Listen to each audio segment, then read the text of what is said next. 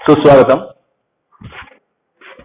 माझे नाव दिगंबर कदम, सहाय्यक शिक्षक, शाळा सरकारी उच्च प्राथमिक मराठी शाळा हुन्नरगी, रेंज निप्पाणी, शैक्षणिक जिल्हा चिक्कोडी. आज आपण इयत्ता 6वी गणित पाठ्यपुस्तकातील प्रकरण 2 पूर्ण संख्या याविषयी अधिक माहिती जाणून घेणार आहोत.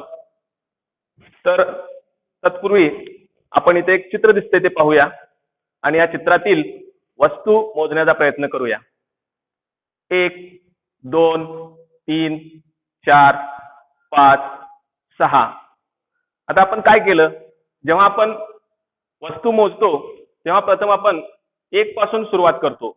1 नंतर 2 3 4 5 6 असे वस्तू संपेपर्यंत आपण मोजत जातो. तर या मोज संख्यांनाच नैसर्गिक संख्या असे म्हणतात. नैसर्गिक संख्या त्याला इंग्लिशमध्ये नॅचरल नंबर्स असे म्हणतात. ज्या आपण मोजण्यासाठी संख्या वापरतो म्हणजे मोज संख्या किंवा मोजदाद करण्यासाठी वापरल्या जाणाऱ्या संख्या त्यांनाच नैसर्गिक संख्या असे म्हणतात. आणि ह्या नैसर्गिक संख्या 1 पासून सुरुवात होतात, त्यांना अंत नाही म्हणजेच त्या अनंत आहेत. हा नैसर्गिक संख्यांचा गट इंग्रजी n या अक्षराने दर्शवतात. पहा इथं n बरोबर 1 2 3 4 5 6 7 8 9 डॅश डॅश डॅश. आता आपण पुढे पाहूया की या नैसर्गिक संख्यांमध्ये पुढील नैसर्गिक संख्या आणि मागील नैसर्गिक संख्या सांगणे किंवा ओळखणे. तर जेव्हा आपण पुढील नैसर्गिक संख्या सांगत असतो तेव्हा एखाद्या नैसर्गिक संख्येमध्ये 1 मिळवला असता पुढील नैसर्गिक संख्या मिळते. जसं उदाहरणामध्ये इथं दिलेलं आहे 8च्या पुढील नैसर्गिक संख्या कोणती, तर 8 + 1 बरोबर 9. 9 ही 8च्या पुढील नैसर्गिक संख्या आहे. त्याचबरोबर 8च्या मागील नैसर्गिक संख्या सांगताना आपण काय करतो की नैसर्गिक संख्येमधून 1 वजा केले असता मागील नैसर्गिक संख्या मिळते. तसं उदाहरणामध्ये इथे दिलेलं आहे 8 - 1 बरोबर 7. मात्र 1 ही अशी नैसर्गिक संख्या आहे की तिला मागील नैसर्गिक संख्या नाही. कारण जेव्हा आपण 1 मधून 1 वजा करतो तेव्हा शिल्लक काहीच उरत नाही म्हणजे 0 उरते आणि 0 ही नैसर्गिक संख्या नाही. म्हणून जेव्हा 0 आणि नैसर्गिक संख्या म्हणजे 1च्या मागे जेव्हा आपण नैसर्गिक संख्येच्या गटात 1च्या मागे 0 लिहितो तेव्हा शून्यासह असणाऱ्या नैसर्गिक संख्यांच्या गटाला पूर्ण संख्यांचा गट असे म्हणतात. आणि हा पूर्ण संख्यांचा गट 0 पासून सुरू होतो, त्यांना सुद्धा अंत नाही, त्या पूर्ण संख्या अनंत आहेत. आणि हा पूर्ण संख्यांचा गट इंग्रजीतील W अक्षराने दर्शवतात, कारण पूर्ण संख्या म्हणजे इंग्रजीमध्ये होल नंबर. आणि W बरोबर 0 1 2 3 4 5 6 7 8 9 डॅश डॅश डॅश. आता पुढे आपण इथं काही प्रश्न विचारणार आहे. इथं संख्या पूर्ण संख्यांचा सेट दिलेला आहे आणि ह्या पूर्ण संख्यावर आधारित काही प्रश्न इथं आलेत. तर तो पहिला प्रश्न आहे, सर्वात लहान पूर्ण संख्या ओळखा किंवा सांगा. तर सर्वात लहान पूर्ण संख्या होईल 0, कारण पूर्ण संख्या या 0 पासून सुरू होतात म्हणजे सर्वात लहान किंवा सर्वात पहिली पूर्ण संख्या 0 आहे. आता पुढचा प्रश्न आहे, सर्वात मोठी पूर्ण संख्या कोण सांगेल, सांगा बरं. इथं पूर्ण संख्यांचा सेट आहे, इथं यातून आपण सांगू शकतो का पूर्ण संख्या सर्वात मोठी कोणती. पहा इथं 9च्या पुढे डॅश डॅश आहे, याचा अर्थ या अजून पुढे पूर्ण संख्या भरपूर असणार आहेत. तेव्हा आपण सर्वात मोठी पूर्ण संख्या सांगू शकतो का, नाही, निश्चितच नाही, कारण ह्या सर्वात मोठी पूर्ण संख्या निश्चित सांगता येत नाही. आता आणखी एक प्रश्न, सर्वच नैसर्गिक संख्या या पूर्ण संख्या असतात का. तर या प्रश्नाचं उत्तर कोण सांगेल, पहा बरं. सर्वच नैसर्गिक संख्या या पूर्ण संख्या असतात. नैसर्गिक संख्या म्हणजे 1 पासून सुरू होतात. मग ह्या पूर्ण संख्या असतात का सर्वच नैसर्गिक संख्या. इथं जर पाहिलं तर आपल्या निदर्शनास येईल की सर्व नैसर्गिक संख्या या पूर्ण संख्या असतात, म्हणून याचं उत्तर होय असतात. पुढचा एक प्रश्न आहे, पहा इथं, सर्वच पूर्ण संख्या नैसर्गिक संख्या असतात का. सर्वच पूर्ण संख्या म्हणजे 0 पासून ते पुढे असणाऱ्या सगळ्या संख्या म्हणजे सर्व पूर्ण संख्या, ह्या सगळ्या नैसर्गिक संख्या असतात का. पहा नैसर्गिक संख्यामध्ये आपण फक्त 1 पासून पुढच्या नैसर्गिक संख्या म्हणतो, मग सर्वच पूर्ण संख्यामध्ये 0 आहे, म्हणून याचं उत्तर काय येईल, हा बरोबर, याचं उत्तर आहे नाही. सर्व पूर्ण संख्या या नैसर्गिक संख्या असत नाहीत. पुढे आणखी एक इथं प्रश्न आहे, शून्याला मागील पूर्ण संख्या आहे का? शून्याच्या मागची पूर्ण संख्या, शून्याच्या अगोदरची किंवा शून्याला मागील पूर्ण संख्या आहे का? पहा, या नैसर्गिक संख्या पूर्ण संख्येच्या गटामध्ये आपण पाहू शकतो, इथं जर आपल्याला शून्याच्या मागे नैसर्गिक पूर्ण संख्या नाही आहे म्हणजे ह्याचं उत्तर येणार नाही. आता पुढे आपण जाऊ, या पूर्ण संख्यांच्यावरची संख्या रेषा, पूर्ण संख्यांसाठीची संख्या रेषा. आता ही संख्या रेषा पहा, यामध्ये संख्या रेषा कशी काढायची? तर संख्या रेषा काढणं म्हणजे प्रथम एक रेषा काढायची, रेषा काढून त्या रेषेवर एक बिंदू घ्यायचा, त्याला शून्य नाव द्यायचं आणि ह्याच रेषेवर शून्याच्या उजवीकडे एक बिंदू घ्या, तिथे एक नाव द्या आणि असंच उजवीकडे समान अंतरावर पुन्हा करा आणि त्याखाली 2 3 4 5 6 7 अशा प्रकारे तुम्ही उजवीकडे कितीही पूर्ण संख्या मांडू शकता. आता इथं या संख्या रेषेच्या सहाय्यानं काही प्रश्न विचारणार आहेत, ते प्रश्न तुम्ही म्हणजे ह्या संख्या रेषेचा कशासाठी उपयोग होतो, ह्या संख्या रेषेच्या सहाय्याने आपण काय सांगू शकतो, तर ह्या संख्या रेषेवर असणाऱ्या बिंदूमधील अंतर शोधण्यासाठी संख्या रेषा उपयोगी होते. जसं इथं पहिला प्रश्न आहे, 2 आणि 4 मधील अंतर किती? संख्या रेषेवर 2 आहे, इथं 4 आहे, या दोन बिंदू मधलं अंतर किती आहे? तर 2 पासून 3 पर्यंत 1 एकक, 3 पासून 4 पर्यंत 1 एकक, हे 1 एकक, हे 1 एकक, याचं अंतर होईल 2 एकक. त्यानंतर पुढचा एक प्रश्न आहे की 2 आणि 5 मधील अंतर किती? संख्या रेषेवरचा बिंदू 2 आणि इथं आहे 5, त्यात 2 आणि 5 या बिंदूमध्ये किती अंतर आहे? तर हे 1 एकक, 2 एकक, 3 एकक. तर याचं उत्तर 3 एकक असं होईल. त्यानंतर हीच संख्या रेषा वापरून आपण आणखी एक प्रश्न इथं सांगू शकतो, 3 आणि 7, संख्या रेषेवर 3 आणि 7 आहे, त्या 3 आणि 7 मधील कोणती संख्या दुसरीच्या उजवीकडे आहे? त्या 3 आणि 7 मधील कोणती संख्या दुसरीच्या उजवीकडे आहे? सांगा बरं, कोण सांगेल? हा बरोबर आहे, यामध्ये 7 ही संख्या 3च्या उजवीकडे आहे. 7 हे 3च्या उजवीकडे आहे. तर पुढे ही संख्या रेषा वापरून ह्या संख्या रेषेच्या सहाय्यानं, याच्या अगोदर आपण मागील इयत्तेमध्ये संख्यांच्या सहाय्यानं बेरीज वजाबाकी गुणाकार भागाकार या क्रिया शिकलो आहोत. आता आपण पूर्ण संख्यांची संख्या रेषेवर बेरीज कशी करायची, या संख्या रेषेच्या सहाय्यानं सुद्धा बेरीज वजाबाकी गुणाकार भागाकार अशा प्रकारच्या क्रिया करता येतात. पहिल्यांदा आपण संख्या रेषेवरची बेरीज पाहूया. तर इथे एक उदाहरण दिलेलं आहे, 3 आणि 4 ची बेरीज म्हणजे 3 अधिक 4 बरोबर किती? तर एक संख्या रेषा काढल्यानंतर संख्या रेषा अशी काढून घ्यायची आणि आपल्याला 3 मध्ये 4 मिळवायचे आहेत, त्यामुळे 3 पासून सुरुवात करायची आणि 3 मध्ये 4 मिळवायचे आहेत म्हणून आपण 3 पासून 4 एकक उजवीकडे जायचं. जसं इथं दाखवलेलं आहे, 3 ते 4, 4 ते 5, 5 ते 6, 6 ते 7. आपण 4 वेळा जेव्हा पुढे जातो उजवीकडे तेव्हा आपण 7 वर येऊन पोहोचतो. म्हणजे इथं चौथ्या उडीच्या वेळा बाणाचे टोके 7 येते आहे, म्हणजे 3 आणि 4 ची बेरीज 7 होईल. म्हणजे 3 अधिक 4 बरोबर 7. तर पुढे आपण संख्या रेषेवरची वजाबाकी पाहू. संख्या रेषेच्या वजाबाकी, तर याच्यासाठी एक उदाहरण आहे, 7 मधून 5 वजा करा म्हणजे 7 वजा 5 बरोबर किती? तर इथं सुद्धा संख्या रेषेवर संख्या रेषा काढून घेतल्यानंतर वजाबाकी करताना आपल्याला 7 मधून 5 वजा करायचे आहेत म्हणून आपण पहिल्यांदा 7 पासून सुरुवात करायचं आणि 7 पासून डाव्या बाजूकडे 5 वेळा आहेत, 5 एकक, 5 वजा करायचे आहेत म्हणून डावीकडे 7 ते 6, 6 ते 5, 5 ते 4, 4 ते 3 आणि 3 ते 2 अशा वर दर्शवल्याप्रमाणे जर असं आपण डावीकडे उड्या मारत आलो तर आपण 5व्या उडीच्या वेळेला बाणाचं टोक आपल्याला 2 येते आहे, म्हणजे 7 मधून 5 वजा केले असता त्यांची बेरीज 2 आहे. आता संख्या रेषेवर गुणाकार कसा करतात? गुणाकार करण्यासाठी एक इथं उदाहरण दाखवतो. तर 3 आणि 4 या पूर्ण संख्यांचा गुणाकार 3 गुणिले 4 बरोबर किती? तर संख्या रेषेवर जेव्हा आपण गुणाकार करतो तेव्हा 3 गुणिले 4 करायचे आहेत म्हणून आपण 0 पासून सुरुवात करत जायचं. 0 पासून सुरुवात करताना 3 एकक एकाच वेळी आपण पुढे जायचं उजवीकडे, 3 एकक एकाच वेळी उजवीकडे जायचं, असं 4 वेळा जायचं. 1 वेळा, 2 वेळा, 3 वेळा, 4 वेळा. चौथ्या वेळेला आपण 12 वर जाऊन पोहोचतो. म्हणजे 3 आणि 4 चा गुणाकार 12 आहे. म्हणजे 3 गुणिले 4 बरोबर 12.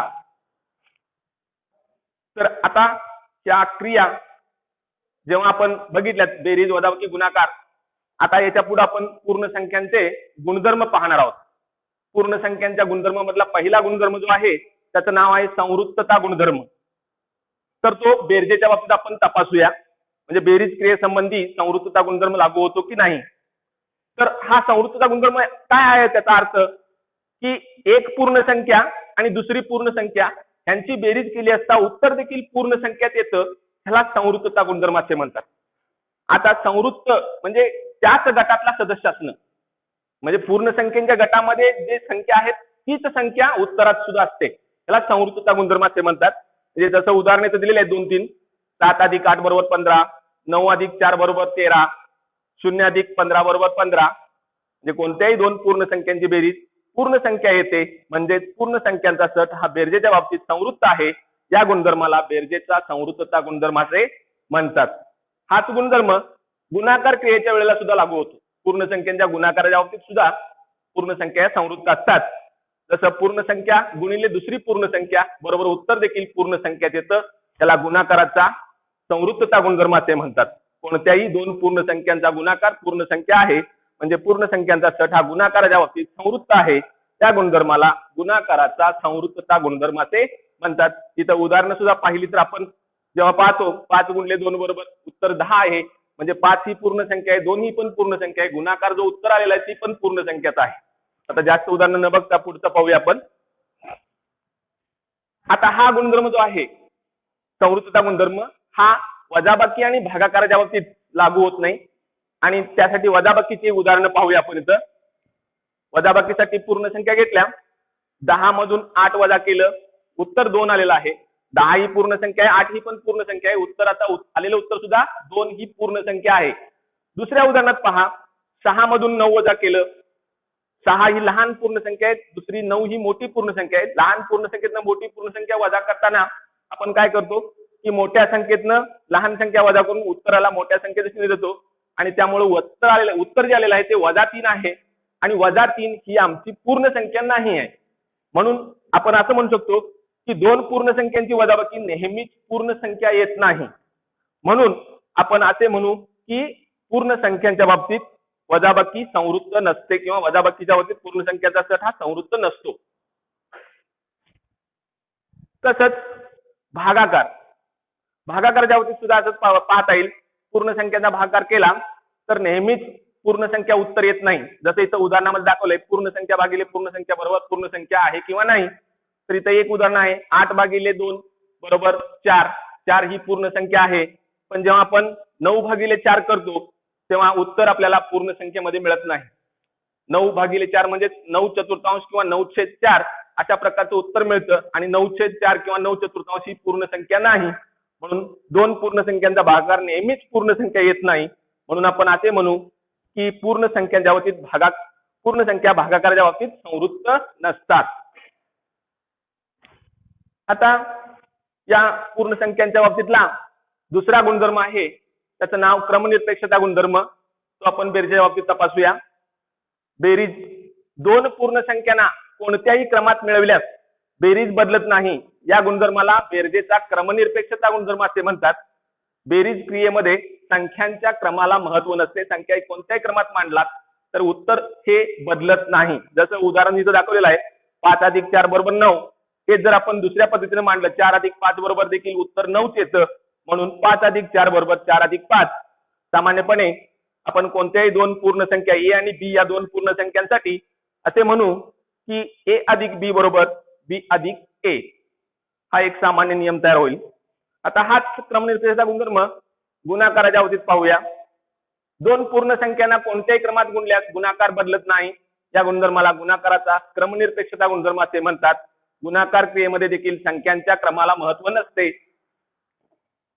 उदाहरणार्थ 6 गुणिले 3 बरोबर 18, आणि 3 गुणिले 6 बरोबर 18. म्हणजे इथं पहिल्यामध्ये 6 आणि 3चा क्रम जो आहे तो दुसऱ्या उदाहरणामध्ये बदललेला आहे, तरी देखील उत्तर दोन्हीमध्ये पण 18 आणि 18 समानच आलेला आहे, सारखंच आलेलं आहे. म्हणून आपण असं म्हणू की 6 गुणिले 3 बरोबर 3 गुणिले 6. म्हणजे सामान्यपणे ए आणि बी या कोणत्याही दोन पूर्ण संख्यांसाठी असे म्हणू शकतो की ए गुणिले बी बरोबर बी गुणिले ए. आता हाच क्रमनिर्देशाचा गुणधर्म आपण वजाबाकी आणि भागाकाराच्या क्रियेमध्ये लागू पडतो का नाही पाहूया. तर आता इथं उदाहरणं काही वजाबाकीचे आहेत आणि इथं भागाकाराचं आहे. त्यामध्ये बघितलं तर आता वजाबाकी पहिल्यांदा पाहू. इथं वजाबाकीच्या क्रियेमध्ये पूर्ण संख्यांचा क्रम बदलला तर वजाबाकी समान येत नाही. इथं दाखवलेलं आहे बघा. 7 वजा 3 बरोबर किती आलेला आहे 4. आणि इथं ह्या पूर्ण संख्येचा क्रम बदलल्यानंतर आपण असं मांडतो 3 वजा 7. जेव्हा आपण 3 वजा 7 मांडतो तेव्हा त्याचं उत्तर येतं वजा 4. म्हणजे 7 वजा 3 बरोबर 4 आणि 3 वजा 7 बरोबर वजा 4 हे दोन्ही समान नाहीत. 4 असमान वजा 4 म्हणजे 7 वजा 3 असमान 3 वजा 7 म्हणजे a वजा b असमान b वजा a. आता तसंच भागाकार क्रियेमध्ये पाहूया. ह्या पूर्ण संख्या 8/4 ह्या दोन पूर्ण संख्येचा भागाकार 2 आलेला आहे. ह्याच पूर्ण संख्यांचा क्रम बदलला 4/8 केलं तर त्याचं उत्तर 1/2 येतं. म्हणजे 2 आणि 1/2 हे समान नाहीत म्हणून असमान चिन्हाचा वापर करून 2 असमान 1/2 म्हणजे 8/4 असमान 4/8 म्हणजे a/b असमान b/a. अशा प्रकारे हा भागाकार क्रियेमध्ये आपण पाहिलं तर हा क्रमनिर्देशाचा गुणधर्म वजाबाकीला आणि भागाकाराला लागू होत नाही. आता पुढील जो गुणधर्म आहे तिसरा साहचर्य गुणधर्म. साहचर्य गुणधर्मामध्ये आपण पहिल्यांदा बेरजेच्या बाबतीत 2 उदाहरणं घेतली आहेत. त्या 2 उदाहरणांच्या सहाय्याने आपण समजावून घेऊया. पहिलं उदाहरण ए बरोबर ए मध्ये कंसात 4 अधिक 5 कंस पूर्ण अधिक 3 हीच मांडणी आपण तर त्यांची बेरीज केली. पहिला कंसातल्या संख्यांची बेरीज केली 9 आली. त्याच्यामध्ये अधिक 3 केलं बरोबर उत्तर 12 आलं. बी उदाहरणामध्ये त्याच संख्यांना काय केलेलं आहे गट बदलून म्हणजे त्यांचं बेरीज दाखवलेलं आहे. 4 अधिक कंसात 5 अधिक 3 बरोबर 4 अधिक कंसातल्या 5 अधिक 3 ची बेरीज 8. 4 अधिक 8 बरोबर देखील 12च आहे. येथे ए मध्ये 4 आणि 5 च्या बेरजेत 3 मिळवले आहे आणि बी मध्ये 5 आणि 3 च्या बेरजेत 4 मिळवले आहे. तरी बेरीज समानच येते. याला पूर्ण संख्यांच्या बेरजेची साहचर्यता असे म्हणतात. सामान्यपणे आपण ए बी आणि सी या कोणत्याही पूर्ण संख्यांसाठी असे म्हणू शकतो कंसात ए अधिक बी कंस पूर्ण अधिक सी बरोबर ए अधिक कंसात बी अधिक सी कंस पूर्ण. आता गुणाकार पाहूया. गुणाकाराच्या बाबतीत साहचर्य गुणधर्म कसा क्रिया करतो पाहूया. तर इथं एक उदाहरण आहे कंसात 2 गुणिले 5 कंस पूर्ण गुणिले 3 बरोबर कंसातल्या 2 पूर्ण संख्यांचा गुणाकार 10 गुणिले कंसाच्या बाहेर संख्या 3 यांचा गुणाकार 30. दुसऱ्या बी उदाहरणामध्ये 2 गुणिले कंसात 5 गुणिले 3 कंस पूर्ण बरोबर 2 गुणिले कंसातल्या 5 गुणिले 3 चा गुणाकार 15 बरोबर 30. येथे ए मध्ये 2 आणि 5 च्या गुणाकार करून त्याला 3 ने गुणले आणि बी मध्ये 5 आणि 3 चा गुणाकार करून त्याला 2 ने गुणले. गुणाकार समानच येतो दोन्ही वेळेला. याला पूर्ण संख्यांच्या गुणाकाराची साहचर्यता असे म्हणतात. सामान्यपणे आपण ए बी आणि सी या कोणत्याही पूर्ण संख्यांच्यासाठी असे म्हणू शकतो की कंसात ए गुणिले बी कंस पूर्ण गुणिले सी बरोबर ए गुणिले कंसात बी गुणिले सी कंस पूर्ण. तर हा जो गुणधर्म आहे हा साहचर्य गुणधर्म वजाबाकी आणि भागाकारासाठी लागू होत नाही. त्यासाठी आता आपण पुढचा गुणधर्म पाहूया. चौथा वितरण गुणधर्म. तिथे एक उदाहरण आहे. त्या उदाहरणामध्ये आपण काय केलंय 4 गुणिले कंसात 5 अधिक 8 बरोबर इथं काय केलेलं आहे पहा. हे आहे 4 गुणिले 5 कंसात 5 अधिक 8. आता इथं कंसात बेरीज आहे आणि त्याला गुणले 4 आहे. तर हा गुणाकाराचा वितरण गुणधर्म आहे. म्हणजे बेरजेवरील वितरण गुणाकाराचे बेरजेवरील वितरण म्हणतात त्याला. इथं बेरीज जी आहे 5 अधिक 8 त्या 5 अधिक 8 मधल्या 5 बरोबर 4 चा गुणाकार करून त्याची बेरीज 4 आणि 8 च्या गुणाकारात मिळवायची आहे. अशा प्रकारच्या रचनेला गुणाकाराचे बेरजेवरील वितरण असे म्हणतात. येथे 4 आणि 5 च्या गुणाकारात 4 आणि 8 चा गुणाकार मिळविला आहे. वितरण गुणधर्माचा वापर करून गुणाकार कसा करतात याच्यासाठी एक इथं उदाहरण दिलेलं आहे आणि ह्या उदाहरण कसं सोडवलं ते पाहूया. आता हे उदाहरण आहे 738 गुणिले 103. हा गुणाकार करताना आपण 103 738 ला गुणायचा आहे. हा गुणाकार जर आपण नेहमीच्या पद्धतीने सोडवला तर ते गणित थोडंसं मोठं होईल. आणि जर आपण इथं वितरण गुणधर्म वापरला तर 738 गुणिले 103 करताना 738 बरोबर 103 चा गुणाकार करताना आपण 103 अशा प्रकारे 100 अधिक 3 या प्रकारात मांडू शकतो आणि ते मांडल्यानंतर गुणाकाराची दुसरी पायरी काय होईल 738 गुणिले 100 अधिक 738 गुणिले 3. आता असं मांडल्यानंतर तिसऱ्या पायरीमध्ये गुणाकार करतेवेळी ह्या पहिल्या कंसाचा गुणाकार 738 गुणिले 100 हा गुणाकार करणं अत्यंत सोपं आहे. 100 न गुणणे म्हणजे सुटे स्थानात आणि दशक स्थानात 0 ठेवायचं आणि शतक स्थानातला 1 बरोबर 738 चा गुणाकार केला तर 73,800 उत्तर येईल. अधिक ह्या दुसऱ्या कंसातला गुणाकार 738 गुणिले 3 हा जर गुणाकार केला 3 8 24 हातचा आले 2 3 त्रिक 9 आणि 2 हातच्याचे 11 ह्यातला एक हातचा आला इथं 3 7 21 आणि हातचा एक 22 अशा प्रकारे 2214 ह्याचा गुणाकार येईल आणि हा गुणाकार यांची बेरीज केली असता 76,014 उत्तर येईल. अशा प्रकारे आपण सोप्या पद्धतीने गुणाकार वितरण गुणधर्माचा वापर करून करू शकतो. आता पूर्ण संख्येच्या बाबतीत आणखी एक महत्वाचा गुणधर्म म्हणजे बेरीज अविकारक घटक. आता याच्यामध्ये जो शब्द आलेला आहे अविकारक त्या शब्दाचा अर्थ असा आहे विकार न घडवणारा किंवा बदल न घडवणारा घटक, ज्यामुळे पूर्ण संख्येच्या किमतीत काहीही बदल होत नाही असा घटक पूर्ण संख्येच्या बाबतीत बेरजेचा कोणता आहे. तर इथं उदाहरण आहेत पहा. 7 अधिक 0 बरोबर 7, 9 अधिक 0 बरोबर 9, 0 अधिक 6 बरोबर 6. इथं काय झालंय की कोणत्याही पूर्ण संख्येमध्ये आपण 0 मिळवलं किंवा शून्यामध्ये कोणतीही पूर्ण संख्या मिळवली तर उत्तर तीच पूर्ण संख्या येतं. म्हणजे पूर्ण संख्येमध्ये 0 मिळवल्याने पूर्ण संख्येच्या किमतीत कोणताही बदल होत नाही, म्हणून 0ला बेरजेचा अविकारक घटक असे म्हणतात. हा जसा बेरजेचा अविकारक घटक आहे पूर्ण संख्येच्या बाबतीतला, तसा गुणाकाराचा अविकारक घटक सुद्धा एक आहे. तो कोणता? तर इथं उदाहरण आहे पहा. 5 गुणिले 1 बरोबर 5, 8 गुणिले 1 बरोबर 8, 1 गुणिले 25 बरोबर 25. तर इथं 1 न गुणलेला आहे पूर्ण संख्येला, पण जेव्हा आपण 1 ने गुणतो पूर्ण संख्येला तेव्हा उत्तर तीच पूर्ण संख्या येते. म्हणजे 1 न गुणल्यानं त्या पूर्ण संख्येच्या किमतीत काही बदल होत नाही. म्हणजे कोणत्याही पूर्ण संख्येला 1 ने गुणल्यास गुणाकार तीच पूर्ण संख्या येते. पूर्ण संख्येला 1 ने गुणाकार केल्याने पूर्ण संख्येच्या किमतीत बदल होत नाही, म्हणून 1 हा गुणाकाराचा अविकारक घटक आहे असे म्हणतात. आतापर्यंत आपण पूर्ण संख्यांच्या बाबतीत पूर्ण संख्या म्हणजे काय, पूर्ण संख्यांची संख्या रेषेवर बेरीज वजाबाकी गुणाकार आणि पूर्ण संख्यांचे गुणधर्म याविषयी सविस्तर माहिती मिळवलेली आहे. आता तुम्हाला हे ज्ञान कितपत अवगत झालं आहे हे पाहण्यासाठी मी काही इथं ग्रहपाठासाठी एक प्रश्न दिलेला आहे की ज्याचा जो आहे जोड्या लावा. त्याच्यामध्ये अ बाजूला काही क्रिया दिलेल्या आहेत आणि त्या क्रियांच्या वरती ब बाजूला त्यांचा गुणधर्म लिहिलेले आहेत आणि अशा प्रकारे हा जो ग्रहपाठ आहे हा वहीमध्ये सोडवा. शिवाय तुमच्या पाठ्यपुस्तकामध्ये स्वाध्याय म्हणून जे आहेत त्या स्वाध्यायामध्ये जी गणितं आहेत ती सोडवण्याचा प्रयत्न करा आणि सोडवून झाल्यानंतर शिक्षकांना दाखवून तपासून घ्या आणि शंका असल्यास तुमच्या शिक्षकांना विचारून समजावून घ्या. आणि हा अशा तऱ्हेनं त्या ठिकाणी पाठ संपलेला आहे. धन्यवाद.